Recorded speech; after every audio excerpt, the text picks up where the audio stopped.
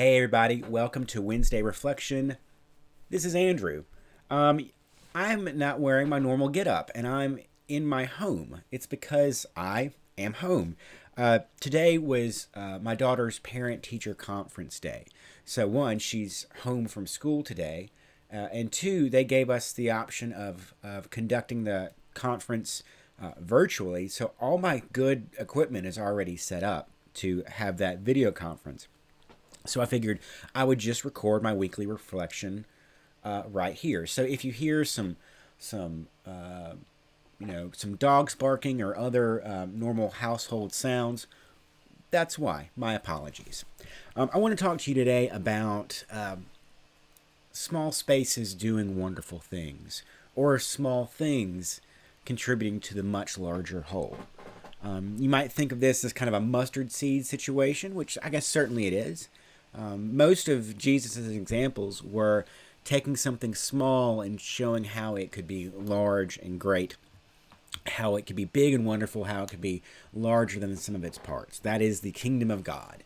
Something small becomes grand and big, bigger than you would expect, so big that it would surprise you upon seeing it. That is the kingdom of God. And I come to you with all of these allusions and parables about mustard seeds and yeasts and all those kinds of analogies and parallels that Jesus used in his teaching. Because I was having a conversation with someone yesterday just about Angel's Attic. Now, for those who may not go to church at Redeemer and mostly enjoy this content from the comfort of wherever you are, Angel's Attic is our church-owned and operated thrift store. It occupies a small little kind of office suite, which is on the opposite side of our parking lot. So we own this small office building, and Angel's Attic is one of those operations. We receive we receive items for free from the community. We go to estate sales, things like that, and we have tons of stuff. Also, we collect the leftovers from other people's rummage sales or other churches, rummage sales basically, and so that keeps us constantly stocked. And so the turnaround is really good. We receive all this stuff, whether it's a lot of times it's clothes, but it's also household goods like lamps and chairs and sheets and sometimes beds, dishes, bowls, everything. And so we take all that stuff and we sort it and put it where it needs to go. We tuck the winter things away for next season, and we'll bring those out when it's time. Likewise, we'll swap around and do those kinds of things. Or we'll have big clearances to get the stuff out because we know we're going to change into a different season and need to get all the summertime stuff in, but all the wintertime stuff out. You get the idea. And we're selling these things for really, really cheap. Most things are less than $1, $2 to $3, depending on what it is. There aren't really many expensive things at the attic. And we're only open 3 days a week. And the turnaround that we do and the customer base that we have that are usually regulars who come in there all the time are always so happy when we're open. In fact, it's kind of a community. It's kind of a family.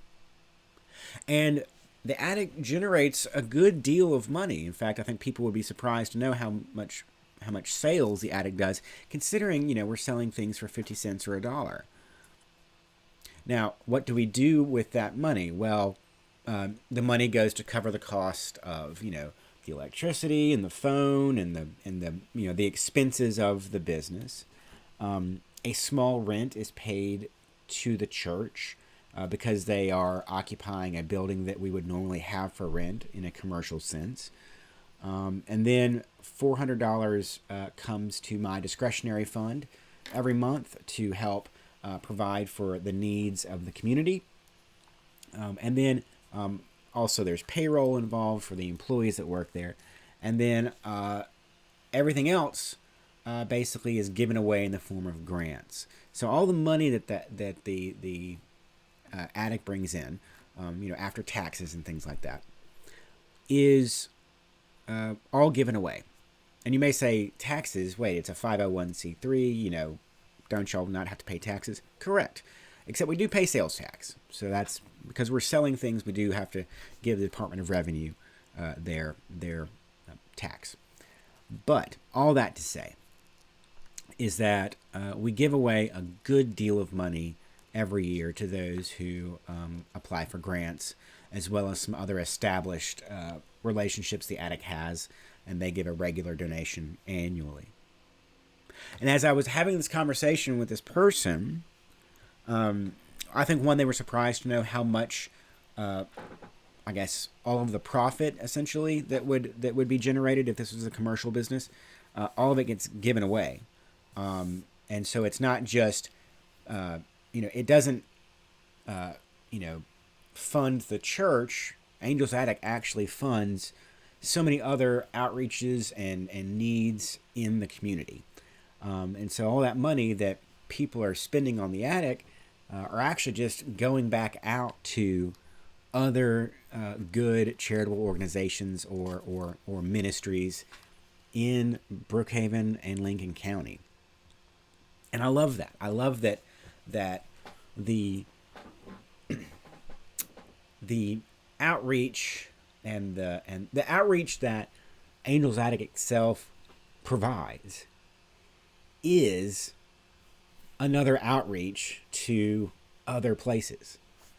And so as I was having this conversation, this individual was saying how that's such a beautiful thing, how all these leftover things become such a great and big gift to others. I mean, not only just the ability for people to affordably restock their closets or get back to school stuff, or replenish winter coats when it becomes cold, so on and so forth.